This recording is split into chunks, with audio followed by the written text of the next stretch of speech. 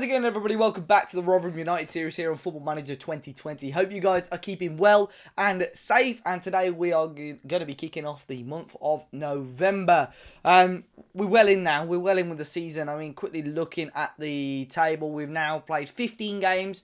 So we're well over a quarter of a way through the season now. And we're going to be recapping what's happened throughout the majority of October. We know our strongest team now. We can potentially start looking at some transfer targets as well. But yeah, let's get into today's video with a big game against Stoke City.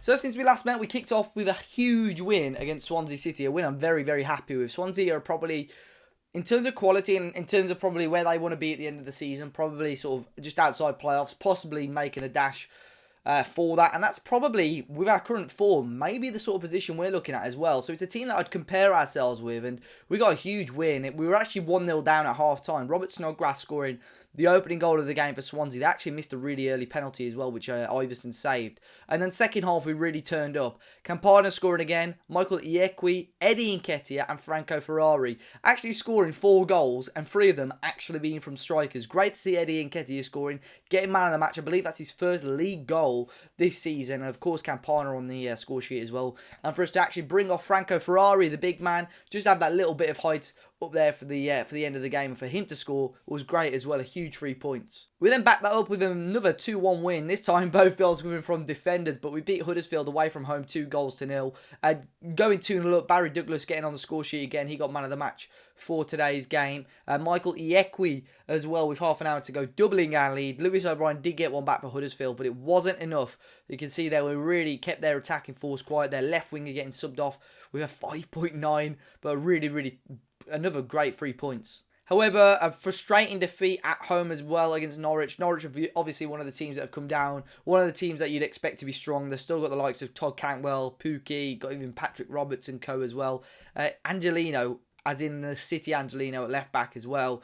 Crazy game. We went 1-0 up. Trophy in the 3rd minute. Beautifully hit strike. And then we went 2-1 down. Olasunde scoring an own goal. Then Todd Cantwell scoring from the penalty spot. We then went 4-2 up. No, 3-2 up, sorry. We turned it around. Leonardo Campana scoring to make it 2-2. And then Eddie Nketiah to make it 3-2. But then a Todd Cantwell penalty again to make it 3-3. And Jamal Lewis scoring a goal for Norwich for 4-3. The fact that we're going toe-to-toe and head-to-head with the best and biggest teams in the league shows us how good we are as a club. Of course, we've got nothing out of this game.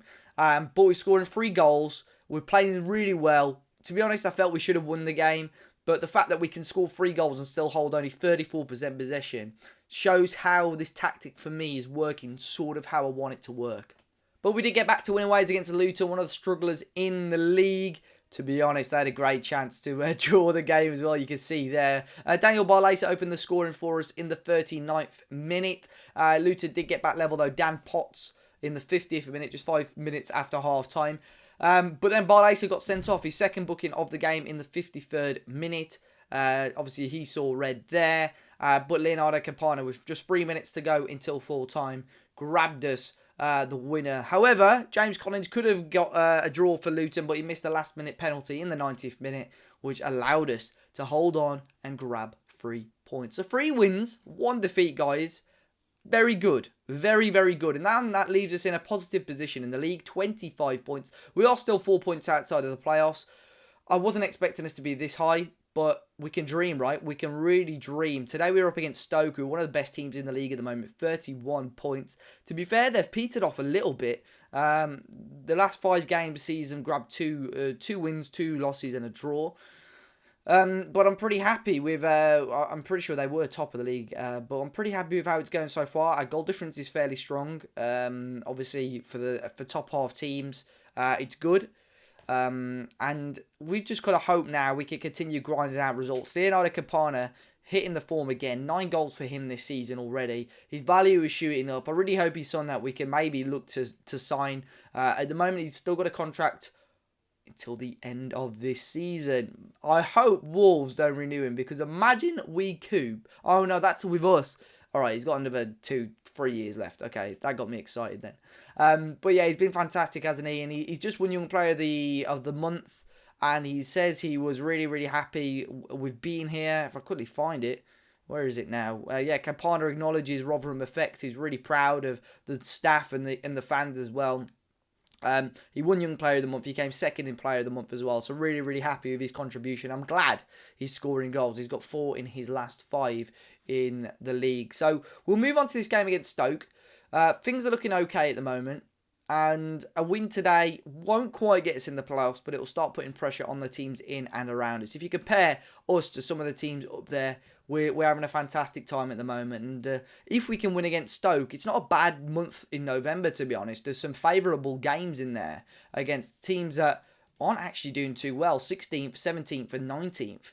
So, yeah, let's hope we can start November on a high. So then, here are the teams. I'll start off with ours because there's been some sort of last-minute changes. Unfortunately, there was 2 suspensions to the team. I was trying to keep the team very consistent with our selection and so on. But unfortunately, Barlaser and Crooks are both suspended for this game. Obviously, Barlaser getting sent off, and I think Crooks has hit that suspension with his bookings. But we will see Campana and Nketiah starting up front again. Nketiah sacrificing a lot more for the team now, getting assists, getting some key passing, and of course, adding 1 or 2 goals. We'll see Angel Gomez come in for a rare start on the left-hand side of the centre of midfield. McDonald will sit in the middle with Trophy next to him as well. And then the back 5 is Barry Douglas, Dujon Sterling, Tilt, Hanley, and Iekwe with Iverson in goal. Stoke will start a 4-4-1-1.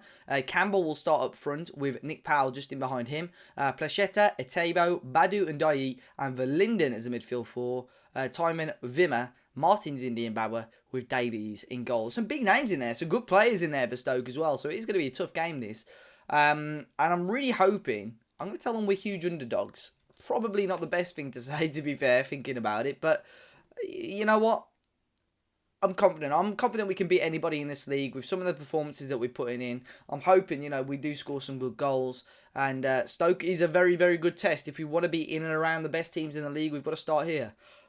There is a chance of Stoke here now. Ball in and over the bar. First chance of the game. Free kick in for Stoke and over the bar. Throw in here for Stoke again. On the left-hand side, here's Placheta. Inside to Badu Ndiaye. Into Verlinden. Got that overlap on there, which he finds is Bauer. Barry Douglas was just caught out slightly. Tilt tries to get the ball in. Grant Hanley with a big header away. As far as Etebo, again, strikes. The 2 chances, I think, coming from him. And my word, what a goal that would have been. Corner in.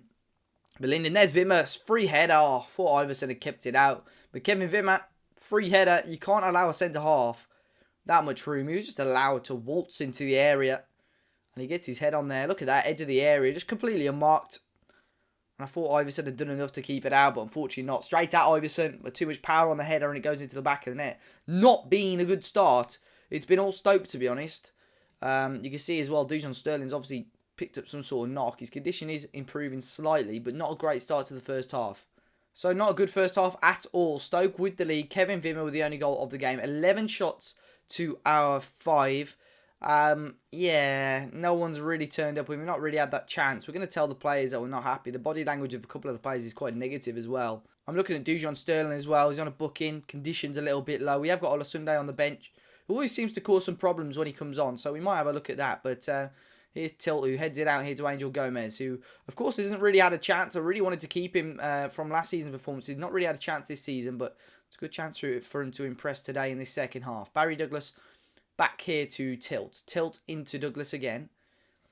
Barry Douglas inside to McDonald and to Trophy. Trophy now option on the right-hand side, but he'll switch it to the left to Douglas as well, who can whip them in. Barry Douglas, he does whip one in towards back post to Sterling. There's Trophy again. He hits the crossbar and out. Good start to the second half. Really good build-up play, and that was very, very close for Trophy to give us, or get us back level in this game. Here's Barry Douglas again. Back to Tilt. Tilt now pokes it into the middle to Trophy. Nketiah, good football. Sterling, can he use his pace? Pokes it back forward to Douglas. Wins the knock-on. Campana's there. Lovely play. And Angel Gomez with a chance. That was brilliant football. Campana with a clever flick. Right, I'm going to bring Sterling off, though. Give Stoke this chance. Oh, free header for Vimmer. Should have scored. So, yeah, he's bruised ribs now for Dujon Sterling. Not having a good game. On a booking as well. Don't want to really risk him. So, Matt Olasunde will come on. Corner again. Can we cope with this corner? Free header, back post again. The two centre-halves, Martin's Indy this time, makes it 2-0. And that is really frustrating. And I think I know what I'm going to be doing in training this week. Defending set pieces. McDonald just didn't seem interested. The big man at the back post, Bruno Martins Indy, makes it 2 with half an hour to go. And it's going to be very, very difficult now for the Millers to get anything out of this game. Here's McDonald. Come on. Let's get a goal. If we can reply now straight away, there's half a chance with half an hour to go that we can get a draw at least. Trophy. Room on the right-hand side for Olasunde, who's a bit cautious to make a run there. He'll find McDonald instead. Dwelling on the ball, but find Campana, who creates a load of room for himself. What a goal! He's into double figures of the season. Leonardo Campana again. If we need a goal, the Ecuadorian's there. And number 10 for Leonardo Campana. Look at the work here. Really nice, short passing football from Rotherham again. But this is brilliant from Campana. And the composure there, just to lash it into the back of the net. This lad is showing some pure quality over the last 2 years at the New York Stadium, and he's continuing to do that, becoming very, very quickly, if he's not already, my favourite player in this Rotherham team. But Stoke can pin this back straight away as well, and it's a chance again, and it was a Tabo again on the edge of the area. Right, long throw in, Olasunde. I've changed these throw-ins slightly to get the centre-backs more involved. It falls to Trophy, and it was just wide. The keeper was scrambling. 25 minutes to go. We're starting to knock the pressure on. Right, I'm going to bring Vaclav Kadlec on the as an advanced forward.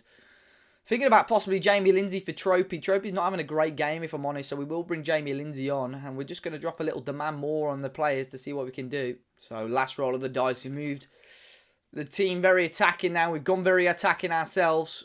This could be... we've got to go for it. And we are playing very, very high, but Stoke may counter here.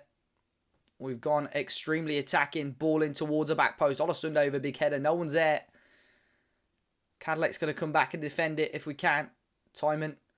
Ball in towards Dowell and heads over the bar. About a minute left. Is there time? There might be. A minute and 15 to go. Ball forward towards Olasunde, who's allowed to bring it down. All the way back to Michael Iekwe. We've gone attacking. I've never really played like this before, but I know there's just something in there for us. We just need that one little bit of quality or a mistake from Stoke to allow us to get a massive point here at the Britannia. Angel Gomez, been quite quiet today. McDonald, Lindsay, Campana, great football. He's going alone. Leonardo Campana, almost a carbon copy of his goal. And just wide. He did so well. Is it going to be full-time or is there going to be one more opportunity here? Etebo crosses in and it's out for a goal kick. And it might be full-time. It is. It finishes 2-1. We were so unlucky there, conceding 2 goals from set pieces. But for Linden getting the man of the match, he got the 2 assists from the corners. But to be honest, we showed a little bit of desire, a little bit of fight towards the end there. We turned up slightly towards the end, but unfortunately it was too little too late. Great goal by Campana. He almost did it again, didn't he, towards the end. But unfortunately, it's a loss here at the Britannia Stadium.